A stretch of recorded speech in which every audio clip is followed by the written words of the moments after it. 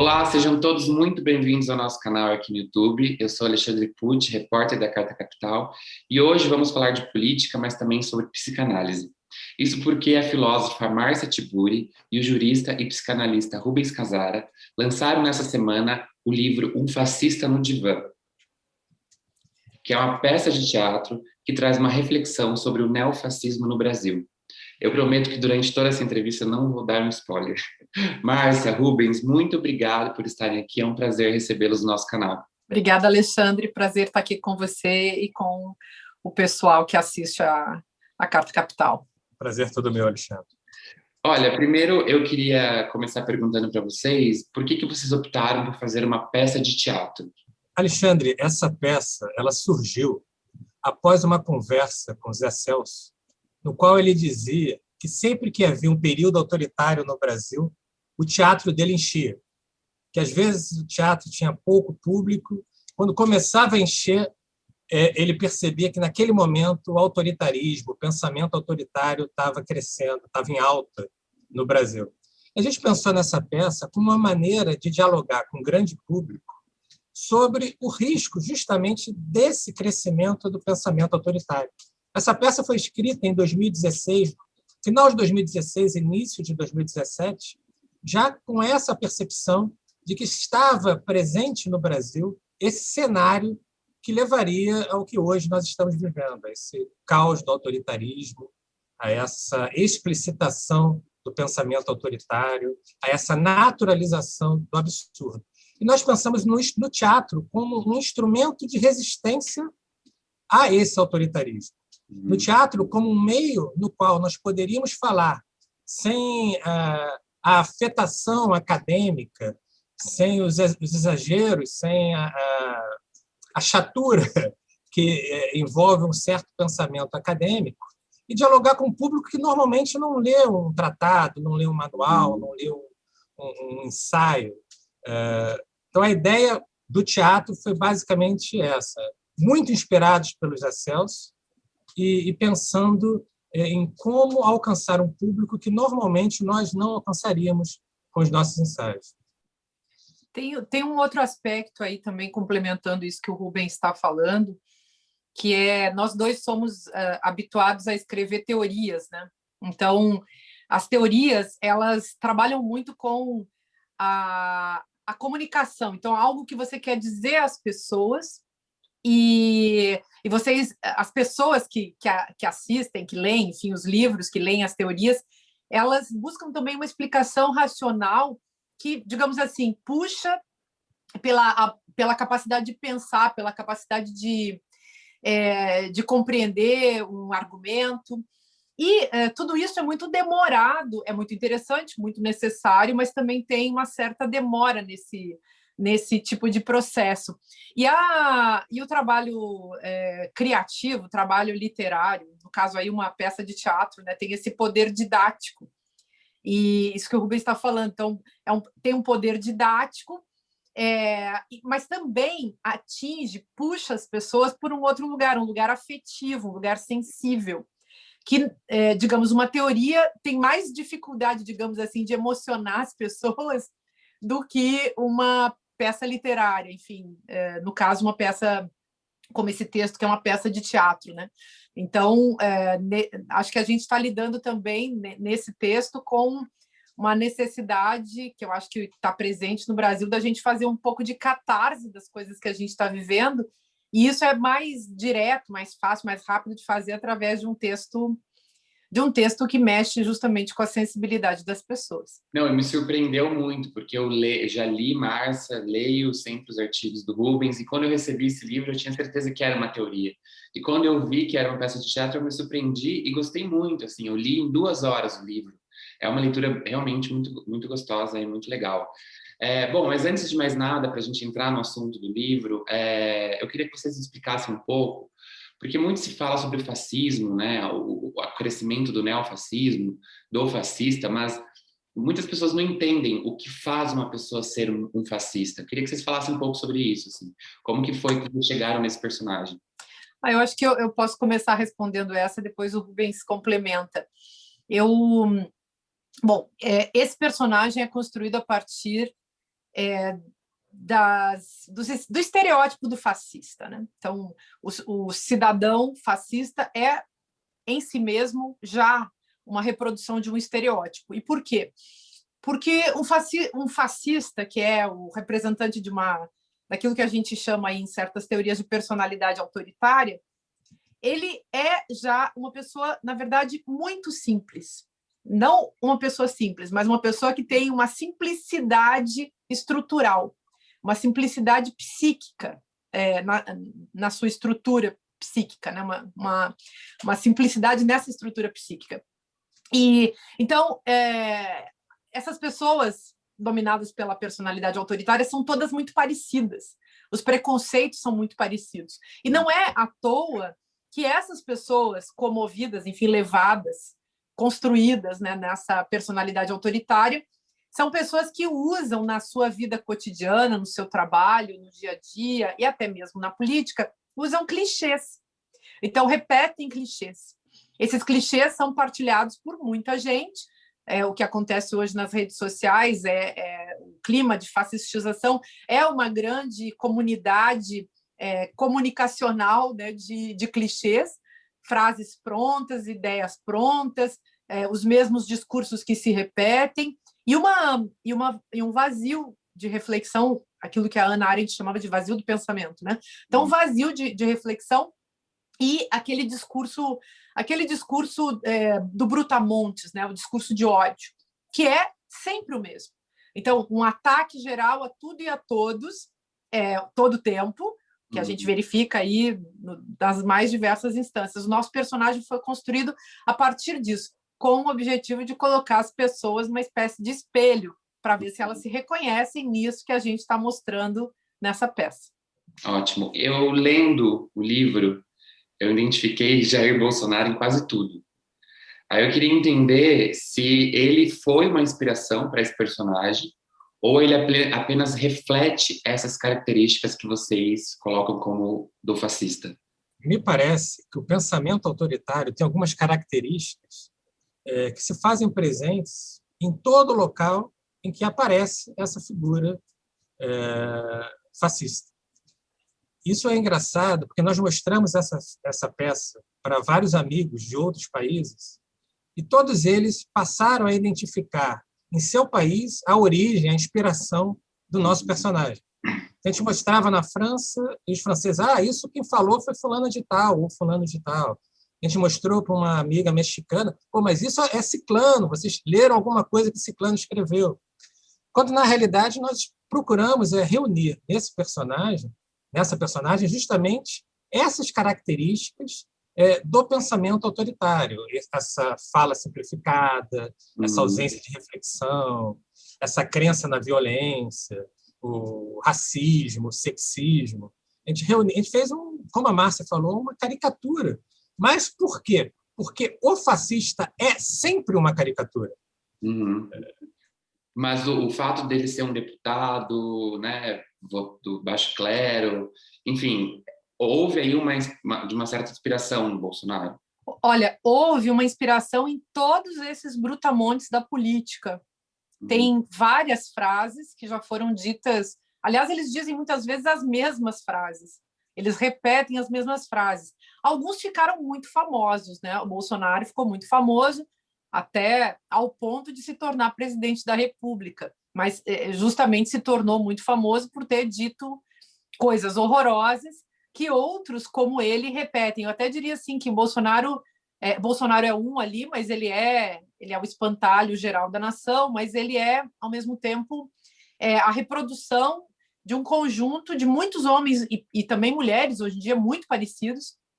E nesse sentido, realmente, ele é um protótipo e um estereótipo, as duas coisas ao mesmo tempo, né? Então, mas a gente se inspirou, sem dúvida, nesses personagens da realidade. Não é só o Bolsonaro, mas é Bolsonaro, é um Frankenstein que junta Bolsonaro e vários outros dessas figuras abjetas e grotescas que fazem sucesso na política brasileira pelo menos com muita força, desde o golpe de 2016.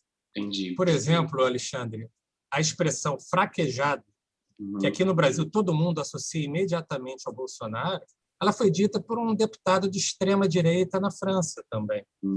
Então, aquilo que a Márcia estava falando, até esse vocabulário reduzido, empobrecido, ele é reproduzido em todas as partes do mundo.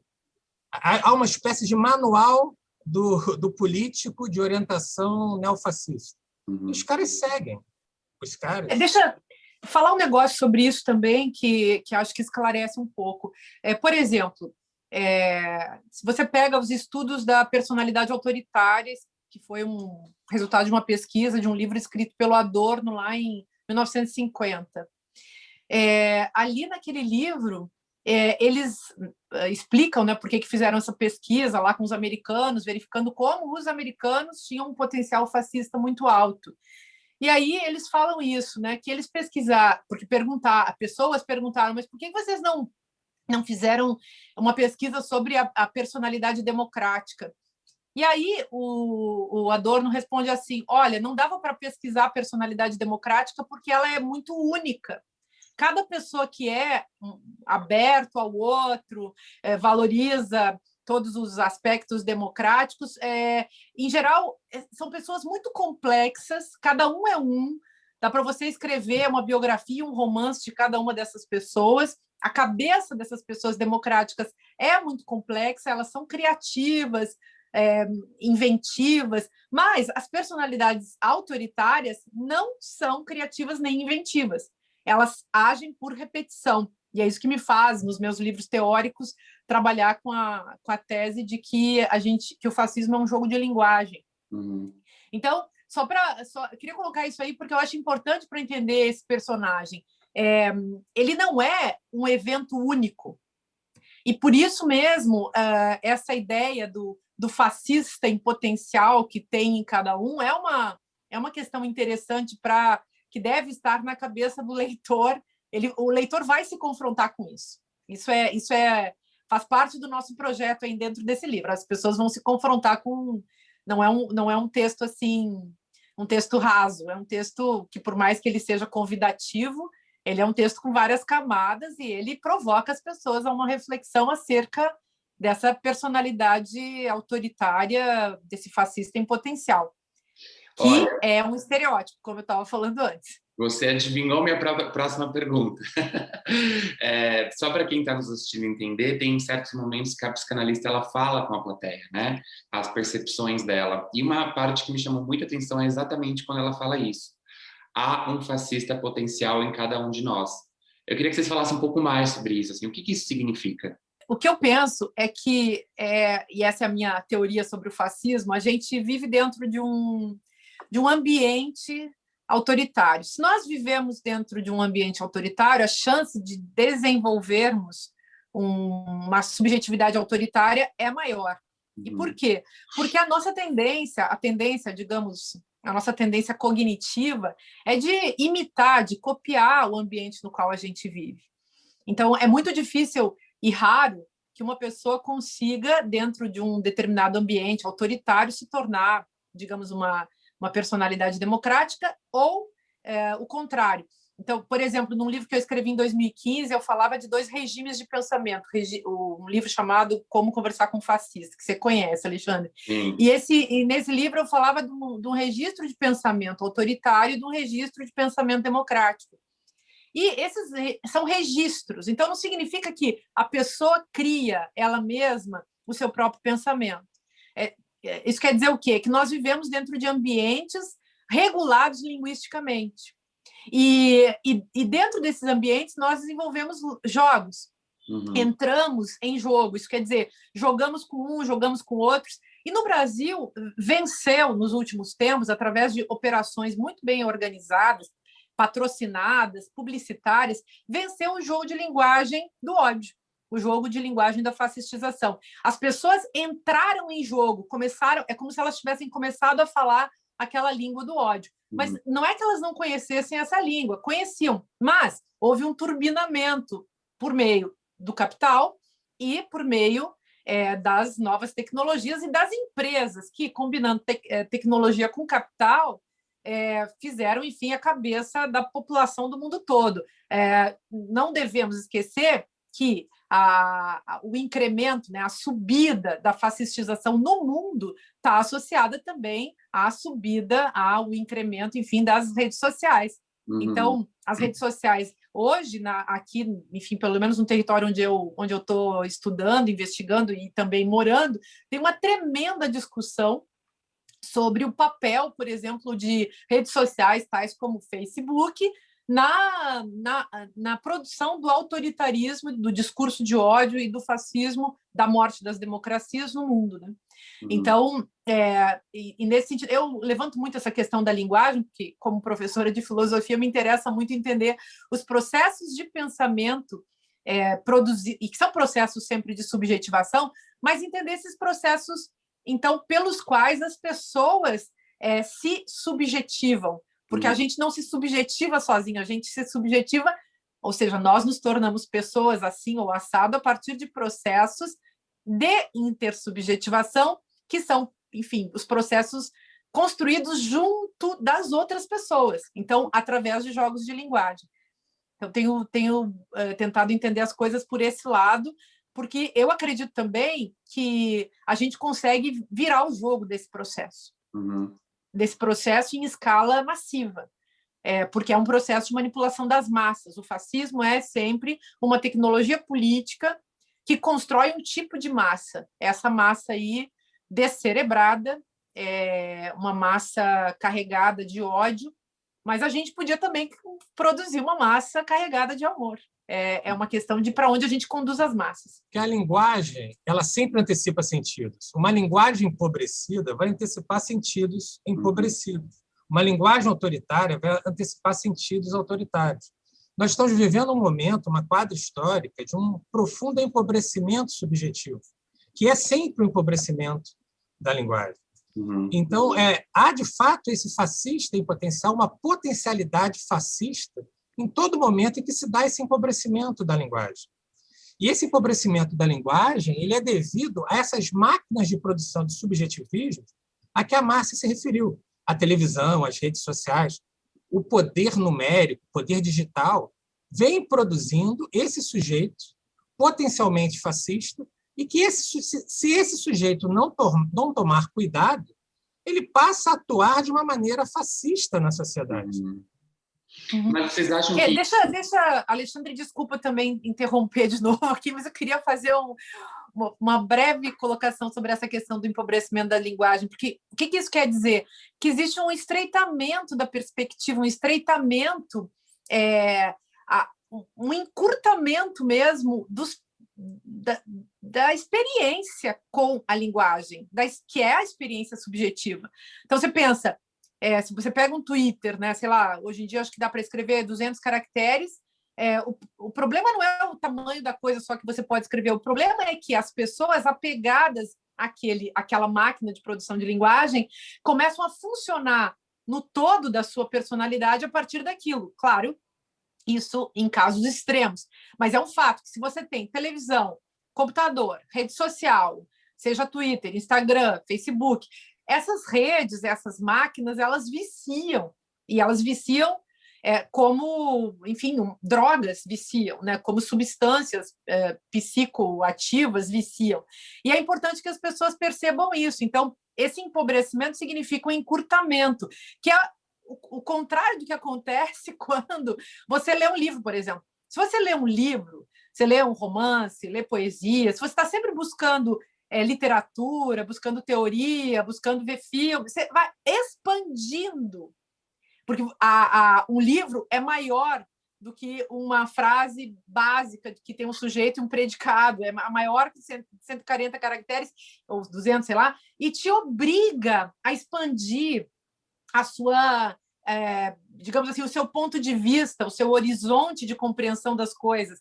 E isso produz, ao contrário do empobrecimento da linguagem sobre o qual o Rubens está falando, um enriquecimento da linguagem, nesse sentido de expandir a sua subjetividade. Isso que eu queria colocar, porque eu acho que as pessoas precisam também meditar no que isso pode significar. E, nesse caso, a gente está oferecendo essa peça de teatro como mais uma chave, né, para abrir uma porta que possa, enfim, expandir aí os horizontes, abrir uma porta, abrir uma janela, tirar as pessoas de dentro desses ambientes muito, muito fechadinhos, né, das redes sociais. Vocês acham que essa pessoa que foi manipulada por essa linguagem mais fácil, né, mais pobre, ela é uma pessoa mau caráter, assim, ela acredita de fato naquilo ou ela está sendo uma massa de manobra? Há como matar esse fascista potencial dentro dela? É da essência da democracia, da vida democrática, a autocontenção. Então, quando a gente vê que a democracia está em crise, essa autocontenção, essa capacidade de reflexão sobre nossas ações, que leva à autocontenção, ela também está em crise. Me parece que sempre que há esse momento de crescimento do pensamento autoritário, sempre que o fascismo se torna esse jogo de linguagem hegemônico na sociedade, nós temos um complexo de fatores que levam a esse quadro. Tem pessoas que, de fato, são ruins. Tem pessoas que, de fato, são canalhas. Tem pessoas que nem acreditam nesse jogo de linguagem, que têm consciência que estão manipulando esse jogo de linguagem, mas o fazem para levar vantagens pessoais, para levar vantagens políticas. E tem outros que foram levados a uma incapacidade total de reflexão. Mas tem muita gente que, de fato, está no mundo disposto a dialogar, que a gente pode convencer, que a gente pode mostrar que esse caminho vai levar a um novo holocausto, a uma situação muito, muito, muito grave. Então, o que nós estamos vivendo hoje é um espaço de disputa. Nós estamos no meio de um local de disputa, em que tem pessoas que, de fato, nós não vamos conseguir tocar, tem pessoas que têm uma subjetividade tão pobre que nós também não vamos conseguir dialogar, mas tem pessoas que nós podemos trazer para o nosso lado, que nós podemos mostrar por A mais B, que se seguirem esse caminho, eles vão ser as próximas vítimas. Uhum.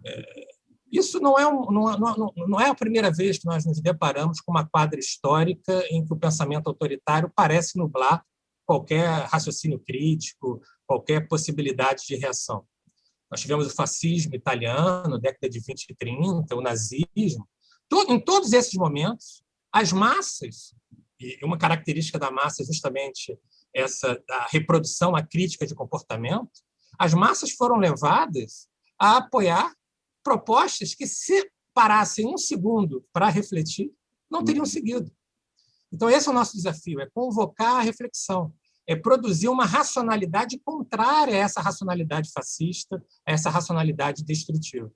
Eu acho assim que a gente pode distinguir, pode voltar a refletir sobre essas teorias clássicas sobre a produção, então, dessa subjetivação fascista, né? Antes eu citei o texto da personalidade autoritária do Adorno. Esses pensadores nos ajudam a entender o fenômeno. E tanto eu quanto o Rubens, cada um no seu território de pesquisa, temos trabalhado em torno dessa questão. E é importantíssimo que, para compreender esses processos de subjetivação, a gente entenda também os processos do poder. E os processos do poder não são apenas os processos políticos, mas também são os processos econômicos. O Rubens está lançando um outro livro que se chama A Miséria do Neoliberalismo, e que vai lidar justamente com isso. E há uma intimidade prática e teórica entre fascismo e neoliberalismo, do meu ponto de vista. Bom, mas estou colocando isso só para que a gente perceba que a coisa é infinitamente mais complexa. Se nós podemos tirar de dentro de nós essa figura autoritária, isso eu acho que sempre é possível, mas precisamos de ajuda, então precisamos de educação contra o fascismo. Isso significa uma educação antirracista, uma educação antimachista e também uma educação anticapitalista. Uma educação que seja capaz de contemplar a alteridade, em outras palavras, uma educação que seja capaz de... que ajude as pessoas a se abrirem para a dimensão do outro. Eu acho que isso é uma coisa muito fundamental, uma educação e uma cultura também que seja capaz disso, né? Então, eu penso que no Brasil, por exemplo, se nós voltarmos, se sobrar alguma coisa do Brasil, e se o Brasil voltar a ser uma democracia, se o Brasil conseguir conquistar um governante democrático, se a gente ainda tiver eleição, eu acho que uma das tarefas mais sérias desse governante que há de vir, dessa governante que há de vir, é justamente criar condições políticas e sociais para uma cultura antifascista, que foi também o desafio dos alemães depois do nazismo. Quer dizer, como é que a gente vai construir uma educação depois do nazismo? O que significa uma educação depois dessa subida autoritária radical que a gente teve no Brasil, extremista, melhor dizendo? Algo que não se perguntou o suficiente quando aconteceu a ditadura militar. Uhum. Então, já deveríamos... Claro, já teve educadores que se perguntaram, né, o que significa uma educação depois da ditadura, por exemplo, que foi um período de fascistização também do Brasil bem pesado, mas que não tinha o caráter, digamos assim, tão massivo como tem hoje. Talvez até porque os militares tenham vencido e tenham realmente calado a boca de todo mundo. Então, essa hiperexpressão fascista da sociedade não se via naquela época. O fascismo tem, nesse sentido, também um caráter muito mais espetaculoso do que uma ditadura qualquer, né? São níveis e são intensidades que eu acho que são um pouco diferentes, mas a semente é a mesma, o princípio é o mesmo, aniquilar a alteridade. Então, se nós seremos capazes de tirar de dentro de nós essa figura, de superar isso, acho que sim, mas com um esforço que não é só o esforço psicanalítico de cada um, entende? Embora, e o nosso livro mexe justamente com isso, com esse paradoxo, né? Como é que uma figura autoritária e paranoica vai parar, né, num consultório de psicanálise. Mas, claro que o esforço de cada um deve ser louvado, mas não basta o esforço individual, porque a questão não é puramente individual, não é um problema de um. O problema do Bolsonaro, gente, não é um problema só dele, essa é a questão. Não, o problema do Bolsonaro é também o problema de como um sujeito como ele, um estereótipo como ele, foi levado ao poder. Queria só complementar um pouco a última fala da Márcia, que ela falou coisas importantíssimas. Primeiro é que o fascismo, esse projeto fascista, ele está a serviço do capitalismo. Hoje, ele está a serviço desse capitalismo sem luvas, que é o neoliberalismo. Ou, mais precisamente, ele existe e ele se mantém justamente porque ele está atendendo aos interesses dos detentores do poder econômico, daqueles que o Chomsky chama de super-ricos. Uma outra questão muito importante é que, quando uma pessoa portadora dessa mentalidade autoritária, quando fascista, ele é eleito por um cargo, nós temos um problema que não é bem ou não é apenas a existência da personalidade autoritária. Essa pessoa, o fascista, ele passa a ser mais um sintoma da sociedade que elege o fascista para exercer um cargo de poder. Então, não adianta trocar um fascista tosco por um fascista de sapatênis, por exemplo. O problema do fascismo está na sociedade que naturaliza essa crença no uso da força em detrimento do conhecimento, na sociedade que demoniza o saber, que passa a adotar posturas anti-intelectualistas, que passa a naturalizar essa simplificação da linguagem, esse empobrecimento generalizado da subjetividade. E, por fim, uma questão ligada diretamente ao nosso livro. Por evidente, um fascista nunca iria procurar uma psicanalista para tentar se entender, porque é da própria natureza da personalidade autoritária essa incapacidade de reflexão, ou de autorreflexão, ou de autoanálise, que é a essência da psicanálise. As pessoas procuram o psicanalista para se entender, para se compreender, para se autoanalisar. Então, foi uma brincadeira que nós fizemos a partir de uma frase conhecida do Lacan, que é a psicanálise não serve aos canalhas, e nós colocamos, nesse caso, um motivo que é rigorosamente capitalista, que é obter uma vantagem pessoal, uma vantagem política, para que o fascista procurasse a psicanalista, a nossa psicanalista. Que motivo é esse? Ele está numa campanha eleitoral e precisa conversar com alguém, e precisa ter liberdade para falar para uma pessoa que não irá reproduzir o que ele fala dentro do consultório. Então, foi essa a nossa tentativa de dar voz ao fascista, porque é uma característica do fascista não falar com outras pessoas, é uma característica... Mas ele foi obrigado pelo seu marqueteiro, porque espontaneamente ele não iria jamais a um ele consultório. Fala isso, né? Eles não vão ao consultório. As personalidades autoritárias, os paranoicos, eles não vão ao consultório. Por quê? Porque eles não conseguem entrar em contato com o próprio sofrimento. E então são pessoas que estão aí na vida, evitando a todo momento justamente esse contato. Isso fala muito sobre a minha próxima pergunta, que é, durante, né, as sessões, ele fala muito do pai, né, da figura masculina, que o pai batia, que o pai bebia, que o pai, enfim, era firme, que dizia que ele não podia fraquejar. E eu queria entender se o fascismo ele pode ser um trauma ressignificado. Olha, essa é mais a seara do Rubens, mas eu queria falar um aspecto sobre isso. Quando a gente fala de fascismo em potencial, então a gente está falando de como se estrutura essa personalidade autoritária que chega ao fascismo. Mas o fascismo, digamos, o potencial fascista numa pessoa, ele não produz o fascismo. Eis a questão. Então, o que produz o fascismo é a coletividade. E a gente chama de fascismo esse fenômeno de massa, né?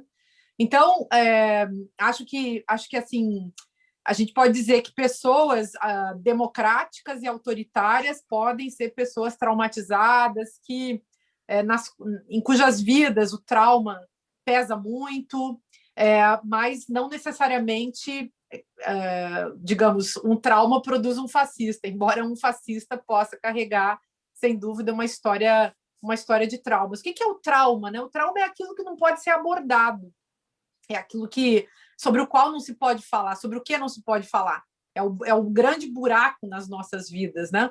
Claro que personalidades autoritárias não sabem lidar com isso. Essa é a diferença. A personalidade autoritária diante do trauma, como ela age, o que ela faz? Ela é capaz de reconhecer o seu trauma? Acho que é bem difícil, porque uma das características desse tipo de personalidade é também a incapacidade de refletir sobre si mesmo, como o Rubens estava colocando. É um dos tópicos, aliás, da chamada escala F, lá do texto do Adorno de 1950. Então, a incapacidade de autorreflexão, de intracepção, né, de se voltar para dentro de si mesmo, e, por outro lado, uma tremenda de uma frieza. Então, em geral, não é sempre, porque na síndrome autoritária, sobre a qual falou Adorno, existem combinações dos fatores da personalidade autoritária, e às vezes um indivíduo pode não ser tão frio e ser muito mais, sei lá, servil ao líder autoritário. Ele pode ser mais cínico do que frio, mas, sem dúvida, existe um elemento de frieza, existe um elemento de cinismo, existe um elemento sadomasoquista sempre, e essas pessoas são, digamos, todas, como a gente estava colocando desde o começo dessa conversa, estereótipos de um mesmo protótipo, né, de uma mesma coisa. Nesse particular, Alexandre, a nossa intenção era mostrar que existe sempre um algo escondido que permite o surgimento do fascismo. Uhum. O fascista ele tem todas as características de um paranoico. A paranoia é uma espécie de psicose. Então, o nosso fascista é aquela pessoa que é incapaz de perceber a existência de limites. E quando uma pessoa não respeita limites, sejam éticos, sejam jurídicos, sejam democráticos, nós colocamos em risco a ideia mesmo de uma vida saudável na sociedade. A pessoa que não respeita o outro, que não respeita a lei, que não respeita a ética, típica, é aquela personalidade que está atuando a partir de um quadro mental paranoico ou, na melhor das hipóteses, perverso. Qual seria a diferença? No quadro perverso, ele sabe que existe um limite, mas ele sente prazer, ele goza ao violar o limite.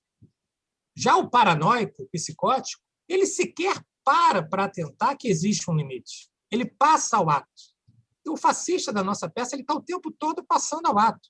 Ele fala sem qualquer preocupação com as regras de urbanidade, com as regras éticas, com as regras jurídicas. O que ele quer é alcançar um gozo. Assim, em termos psicanalíticos, a chamada lei simbólica, tudo aquilo que está impondo o limite do lado de fora, ele desconsidera. O que vale é a imagem que ele tem do que é certo, a imagem que ele tem do que é justo. E aí você faz com que desapareça a possibilidade de laço social. Você não está mais no plano da sociedade, você não está mais se relacionando com outras pessoas. Você está sempre se relacionando com objetos. Objetos que visam fazer o fascista gozar. Durante o texto, ele fala muito sobre viado, né? Então, o intelectual é viado, o deputado viado, todo mundo é viado, só que, ao mesmo tempo, o personagem ele traz uma... Eu, pelo menos, entendi como uma atração pela figura masculina reprimida, né? Tem uma parte que ele fala, aqueles homens me tiram do sério, assim, fico arrepiado, né? Mas, ao mesmo tempo, atacando, não é impossível, não é natural, não é de Deus. Eu queria que vocês falassem um pouco se isso é uma característica de pessoas que sentem ódio a pessoas LGBTs. E se Bolsonaro, que por diversas vezes atacou a comunidade e ainda ataca, pode se encaixar nesse perfil. Essa preocupação exagerada com a sexualidade alheia também é uma das características da personalidade autoritária. Está lá na escala F a que se referiu a Márcia, a escala do fascismo, numa pesquisa que o Adorno desenvolveu com outros pesquisadores sociais nos Estados Unidos, logo após a Segunda Guerra Mundial. Então, essa preocupação é uma presença em quase todo fascista, ele tem essa preocupação exagerada com a sexualidade alheia. E há uma outra característica, nesse caso do psicótico, que é a incapacidade de se entender. Então, muitas vezes, essa incapacidade de se autocompreender leva a um ódio pelo desconhecido. Um elemento do ódio é esse desconhecido que, como não consegue ser compreendido, passa a gerar esse sentimento de repulsa, de ódio, de afastamento radical. Mas, por evidente, nós não, isso acho que está até explícito na peça, nós não dizemos que todo homofóbico é um gay enrustido ou uma lésbica enrustida. Não se trata disso. Mas há esse elemento de você odiar aquilo que você não entende em você mesmo. Isso, sim, é uma característica do pensamento autoritário. Ótimo. No discurso final, a psicanalista ela disse que, se pudesse voltar no tempo, ela iria para as ruas. Queria saber de vocês acham que erramos em combater o fascismo? Erramos em combater o fascismo? Não, erramos em não combatê-lo, né? Certamente. Eu me lembro, em 2015, quando eu publiquei Como Conversar com o Fascista, que havia muita gente que criticava o livro e tinha pessoas até que odiavam o livro, pessoas de extrema-direita que odiavam o livro, mas havia também, eu me lembro do caso de um professor da PUC de São Paulo, que ele disse numa aula, gravou, inclusive a gravação chegou nos meus ouvidos, ele dizia que, e um sujeito, em princípio, de esquerda, né, que ele ia para as livrarias e escondia meu livro, aí ele fazia todo um discurso misógino contra mim, e dizia que escondia meu livro, que eu nunca devia ter escrito um livro como esse. Certamente ele preferia que eu nem sequer existisse, né? Porque, quer dizer, a personalidade autoritária não existe a personalidade autoritária completa. Até Bolsonaro é capaz de chorar de repente, né? Então, até Hitler provavelmente tivesse algo de humano, né? Então, quero dizer com isso como é importante a gente perceber o lugar dessa alteridade que, na verdade, produz inveja em nós. Então, acho que é a felicidade dos outros e a liberdade dos outros. O Rubens falou desse desconhecido, acho que é um dado importante, mas tem também talvez inclusive como um desconhecido, a felicidade do outro, o gozo do outro. Imagina como é para um homofóbico olhar para a sexualidade livre do outro e como ele deve se sentir mal ao perceber que esse outro pode gozar de uma maneira que ele jamais poderia porque ele não está autorizado.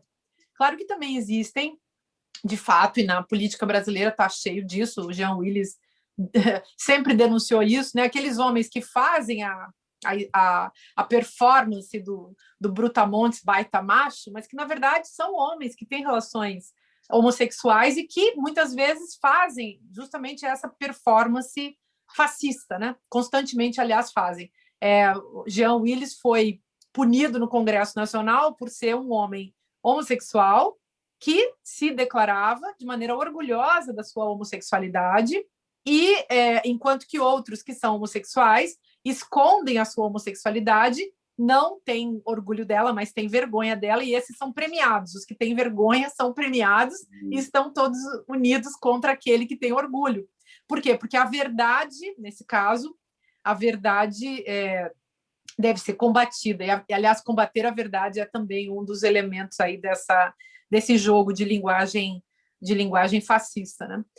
Mas eu acho que é essa dialética também que a gente tem que tentar compreender, essa dialética entre atração e repulsa. Não é uma coisa pequena na sociedade brasileira como um todo. Vide, bom, não dá nem para falar, né? Não vem ao caso agora, mas se eu fosse contar, se a gente fosse agora discutir também a função da sexologia desse dispositivo da sexualidade como um dispositivo de poder e os usos políticos disso, né, que eu venho chamando de sexologia política, a gente gastaria mais uma entrevista aqui, Alexandre, não dá tempo. Mas é um fato. São projeções, questões mal resolvidas, muitos recibos assinados, né, que as personalidades autoritárias passam diariamente nas suas fixações expostas publicamente em relação à sexualidade. É interessante de ver, assim, de fazer essa antropologia digital e analisar o discurso sobre a sexualidade nas redes, e como os homofóbicos se manifestam numa tensão muito forte entre a atração e a repulsa aí que eu mencionei. A nossa peça, Alexandre, brinca com isso que você falou, que foi com fracasso na reação ao fascismo. Uhum.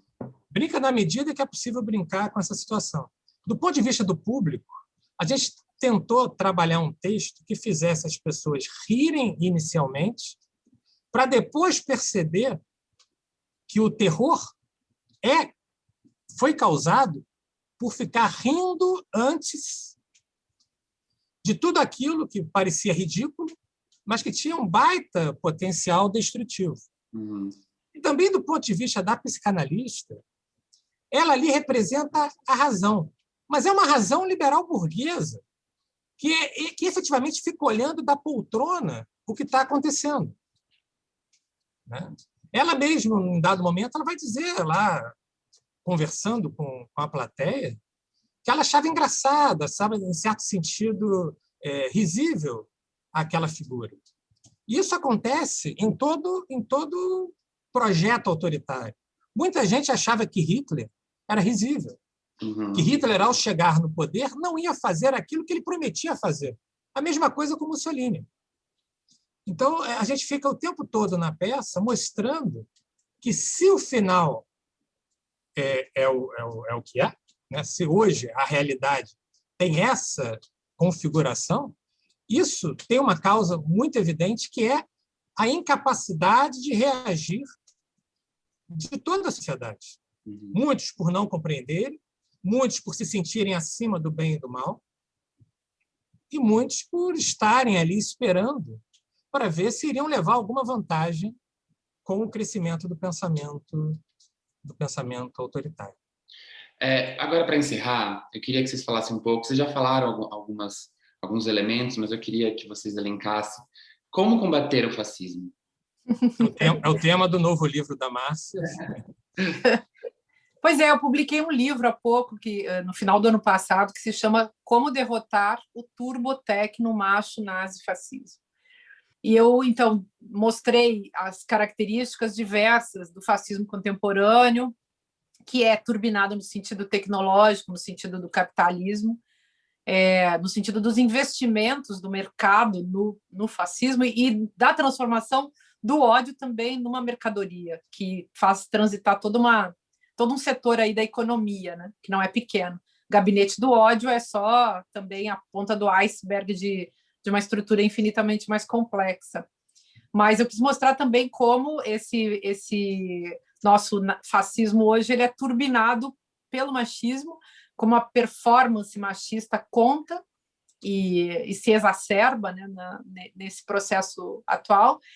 E mostrei também como no Brasil os elementos nazi começaram a aparecer com muita força. Mas, enfim, eu estou falando isso porque no final desse livro eu faço uma reflexão sobre a questão da linguagem, trazendo conteúdos de livros que eu tinha elaborado desde 2015, como conversar com um fascista, mas discutindo essa questão da linguagem e propondo que a gente avance na construção de uma cultura do diálogo. Então, o diálogo não é bate-papo, não é ficar falando e entrando em acordo com o fascista. Ao contrário, é criar uma cultura de diálogo na qual não seja possível desenvolver os parâmetros de uma sociedade, de uma personalidade autoritária. Porque o que a gente está o tempo todo discutindo? Eu estou sempre discutindo nos meus livros, e essa peça traz esse aspecto também, como as pessoas se formam, como uma pessoa chega a ser quem ela é. O que acontece com o indivíduo para ele se tornar um sujeito, enfim, capaz de democracia ou um sujeito capaz de autoritarismo. Então, ninguém se constrói sozinho, nós somos... O efeito, é óbvio que existe, como diz o Sartre, né? Nós estamos condenados à nossa própria liberdade, no sentido de que nós vamos pagar o preço, nós seremos responsabilizados pelo que nós somos. Também Bolsonaro será responsabilizado daqui a pouco, está já começando a ser. Todos nós seremos responsabilizados, mas nós não nos construímos sozinhos. E, nesse sentido, precisamos rever o conceito de responsabilidade, porque precisamos compartilhar e partilhar melhor esse conceito, se quisermos uma sociedade democrática no presente e no futuro. No meu último livro de teoria, chamado Contra a Miséria Neoliberal, eu defendi a tese de que a gente precisa disputar de maneira muito mais efetiva o plano do imaginário. Talvez a nossa principal derrota tenha se dado nesse plano do imaginário, de conseguir imaginar um outro mundo possível. Para mudar o imaginário, a gente tem que mudar a racionalidade, porque hoje a racionalidade hegemônica, ou seja, o modo de pensar e atuar no mundo, é essa racionalidade que trata tudo e todos como objetos negociáveis, como objetos descartáveis visando lucro. É uma racionalidade que aponta para o fascismo. Hoje, o nosso neoliberalismo é um neoliberalismo neofascista ou um neoliberalismo ultra-autoritário, porque esse ultra-autoritarismo é necessário para aumentar o lucro, para aumentar as vantagens pessoais dos detentores do poder econômico. Então, vencer o fascismo passa por mudar a racionalidade, adotar um outro modo de ver e atuar no mundo que, por exemplo, respeite as diferenças, que, por exemplo, acredite que existem objetos inegociáveis, acredite que as pessoas não são descartáveis, porque hoje o que nós temos são pessoas sendo tratadas como objetos descartáveis. Quando você tem uma pandemia em que estão morrendo mais de 1.000 pessoas por dia, o que nós temos é uma opção política que trata pessoas como descartáveis porque está visando algum tipo de lucro ou vantagem pessoal. Tudo aquilo que não foi possível fazer com a reforma da Previdência está sendo feito agora com essas mortes de idosos em razão do Covid, por essa opção necropolítica, que é uma opção neoliberal. Então, vencer o fascismo passa por mudar a racionalidade, ganhar para a gente os modos de produção do imaginário, criar um outro imaginário de um outro mundo possível, resgatar a ideia de comum. O comum foi demonizado. O comum é demonizado pelo fascista. O que é o comum? É aquilo que todos nós somos constituintes, em relação ao qual todos nós somos responsáveis. Então, nós temos que resgatar essa hipótese do comum, resgatar o respeito à alteridade, produzir um subjetivismo, uma subjetividade não homofóbica, não sexista, não capitalista, como a Márcia antes mencionou. Então, é um processo longo. A gente não vai ter uma resposta rápida para vencer o fascismo. Da mesma maneira que o fascismo não se instalou de uma hora para outra, é um processo que veio ao longo do tempo, até hoje se tornar hegemônico no Brasil, nós temos que produzir uma contra-hegemonia que permita construir esse outro mundo possível, esse outro mundo que é condição de possibilidade da própria subsistência da espécie. Olha, tudo que a gente conversou aqui, vocês vão encontrar de uma maneira muito leve, muito legal, neste livro, Um Fascista no Divã, da editora Nós. Vocês podem adquirir isso no site da editora. Márcia, Rubens, olha, muito obrigado, foi um papo muito legal, parabéns por esse trabalho, é muito importante, eu fiquei muito feliz. Obrigado mesmo, viu? Obrigada, Alexandre, prazer estar aqui com Alexandre. você e com o Rubens. Um beijão para vocês. E vocês, muito bom. Vocês que estão nos assistindo, se inscrevam no nosso canal, assine Carta Capital e ajude o nosso jornalismo. Muito obrigado.